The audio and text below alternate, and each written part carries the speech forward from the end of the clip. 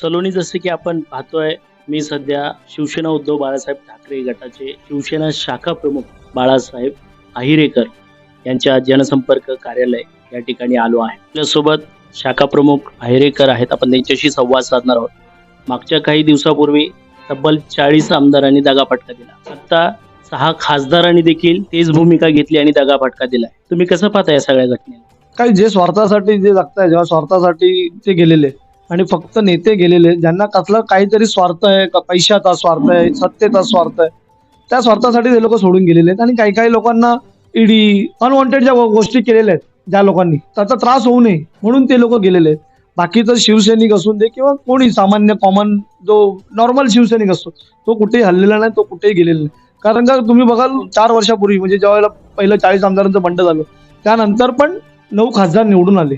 सगळ्या गोष्टी नवीन होत्या. सगळं म्हणजे एवढा त्रास होऊन उद्धव साहेबांना एवढा त्रास देऊन, आदित्य साहेबांना एवढा त्रास देऊन पण ते निवडून आले. त्याच्यानंतर जी आमदारकीची विधानसभेची जी निवडणूक झाली, ती तर निवडणूक पूर्णपणे लोकांवर झाली, लोकमतानी झाले, लोकशाहीने झाले. पण नंतर 19ची आणि 24ची तर पूर्णपणे सिस्टीमनी ते लोक लढाई करतायत. आणि आता पण त्यांना लोकांची काही गरज नाही. पूर्णपणे सिस्टीम हॅक करून किंवा पूर्णपणे सिस्टीमनी ते लोक जिंकतायत. हे ओपन झालंय. कारण का तुम्ही बघाल उद्धव साहेबांनी एवढं होऊन पण 65 नगरसेवक निवडून आले. बाकीचे काही नगरसेवक आहेत थोड्याशा फरकाने आलेले. म्हणजे त्या लोकांनी एवढं मॅनेज करून पैशानी, काही सिस्टीमनी, तरी पण शिवसेनेला ते हरवू शकत नाहीत. आज भारतामध्ये तुम्ही बघाल भाजपनी जेवढं षडयंत्र रचलंय त्याला पूर्णपणे उद्धव बाळासाहेब ठाकरे त्या पक्षाने आणि उद्धव साहेबांनी आणि आदित्य साहेबांनी त्याला पूर्णपणे ते पुरेपूर त्यांना पुरून उडतायत. ममता बॅनर्जी पण त्यांना त्याच ताकदीने त्यांना ती लढते. पण आज जे इकडे त्यांनी महाराष्ट्रात केलं ते त्यांनी तिकडे केलं. SIRचं प्रत्येक ठिकाणी ते नवीन नवीन काही ना काहीतरी कुठच्या पद्धतीने काहीतरी स्कॅम करून कसं हे करून करतायत.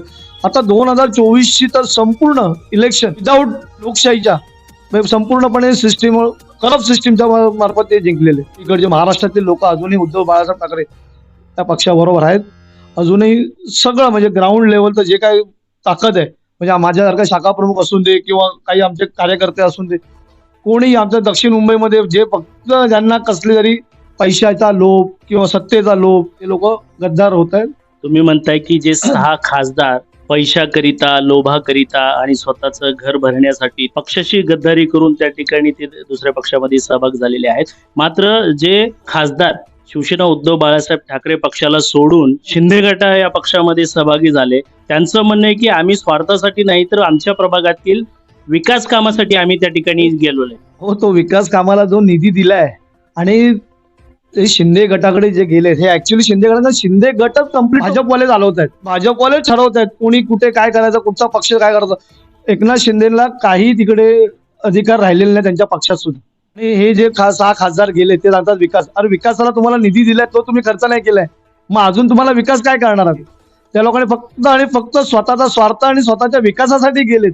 लोकांचा विकास करायचा असता तर 20-20 करोड त्यांना निधी मिळून फक्त काही तर तो लाखांमध्येच खर्च केलाय. मग तो उरलेला निधी काय केला त्यांनी? तो का नाही खर्च केला? आणि असं काय विकास केलाय त्यांनी हे केलाय? काही ठिकाणी आमचे खासदार आहेत पण बाकीच्या ठिकाणी आमदार नाहीत. मग त्यांचा तिकडे विकास होत नाही का? असं नाही. त्या स्वतःच्या विकासासाठी, वैयक्तिक विकासासाठी ते लोक गेलेले आणि स्वार्थासाठी गेलेले. शिवसेना शिंदे गटाचे काही नेते म्हणतायत ऑपरेशन टायगर हे सक्सेस झालेलं आहे. आता त्यांच्या म्हणण्याप्रमाणे ऑपरेशन टायगर सक्सेस झालंय. त्यांना ते गद्दार पाहिजे होते, जे बिल हे करायचंय, सँक्शन करायचंय, त्यासाठी त्यांनी घेतलेले. आता शिंदे गटाकडे ते गेले, ते काय गट थोडी ते बिल हे करणार आहे. भाजपला केंद्रीय ते बिल पास करून घेण्यासाठी ते त्यांनी हे केलेलं. आणि आता तुम्ही बघाल सगळेच पक्ष आहेत ना, त्याचा मेन म्हणजे ऍडमिन किंवा मेन भाजप आहे. बाकीच्यांना काही अर्थ नाही. बाकीच्यांना त्यांची स्वतःची मतं पण नाही राहिलेली. त्यांना फंड जरी द्यायचा असेल तरी भाजपला विचारून द्यायला लागतो. त्यांचे स्वतःचं काही थिंकिंगच राहिलेलं नाही. जसे राजसाहेब बोलले की 2 गुजराती हा अख्खा भारत चालवतात. 2 क्रिमिनल, मी तर म्हणतो क्रिमिनल, कारण ते स्वतः क्रिमिनल होत होते. त्यांना गोधरा काढत्या काळामध्ये त्यांना जेल झाली होती. पण हे 2 जण चालवतात. ठीक आहे, आज ना उद्या ना कधी जरी होईल. ऑपरेशन तुडवा या संदर्भात तुमचं मत? आमचं तर मत पहिल्यापासून तर होतं, पण उद्धव साहेबांनी ज्या वेळेला पहिल्यांदा हे झालं, उठाव झाला, त्यावेळेला उद्धव साहेबांनी आमच्या शिवसैनिकांची, आमच्यासारख्या कार्यकर्त्यांची काळजी घेतली. कारण का शेवटी सरकार, आता आम्ही स्वतः माझ्यावर सुद्धा खोटी अॅट्रॉसिटी केस घेतली इकडे ह्या इलेक्शनला.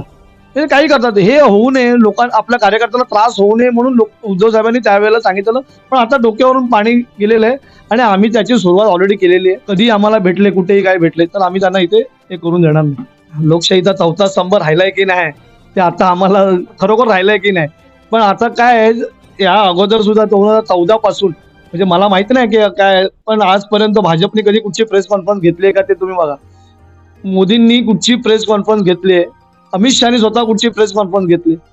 त्यांच्याकडे फक्त आणि फक्त होतात आदेश, म्हणजे no excuse, no appeal, no वकील. त्यांच्याकडे असं काही नाही, तू ते जे बोलतील तेच करायचं. त्याच्यामुळे ते पत्रकार सुद्धा त्यांना प्रश्न विचारू नये म्हणून ते लोक घेत नाहीत. आणि आज पत्रकारांना सुद्धा समजलंय की आपण चुकीच्या लोकांना समर्थन करत होतो 12 वर्ष, आणि आज ज्या वेळेला त्यांच्यावर आलंय, त्यांना शिवीगाळ झाली, त्यांच्यावर मारहाण, मला वाटतं आता शिवीगाळपर्यंत आलंय. कदाचित त्या पत्रकारांना मारहाण पण होऊ शकते, त्यात काय नवीन नाही. लोकशाहीचा चौथा स्तंभ आहे. पत्रकारांनी क्रांती घडवली, याच्या अगोदरचा इतिहास आहे. पण त्यांनी जर तसं केलं तर खरोखरच होऊ शकते. त्या घरातून गेल्यानंतर, उंबरा ओलांडल्यानंतर त्यांच्या संस्काराचं त्यांनी ते प्रदर्शन केलेलं आहे. आज उद्धव साहेब, बाळासाहेब, आदित्य साहेब त्यांचे आमच्यावर सुद्धा संस्कार आहेत आणि ते होते, त्यांच्यावर पण संस्कार होते. थोडं उंबरा बाहेर गेल्यानंतर त्यांनी त्यांचे संस्कार दाखवले दुसऱ्यांचे, ते त्यांच्यामध्ये ऑटोमॅटिक ते असं असतं ना स्पर्श, तसं ते त्याच्यावर झालेलं आहे आणि ते त्यांनी दाखवलेलं आहे. ही फक्त सुरुवात आहे. अजून पत्रकारांवर काय भोगायचंय, काय सोसायचंय ते पुढच्या काळात कळेल. कॅमेरामन हरिभाऊ बोंबलेसह मी मनीष कांबळे, मुंबई.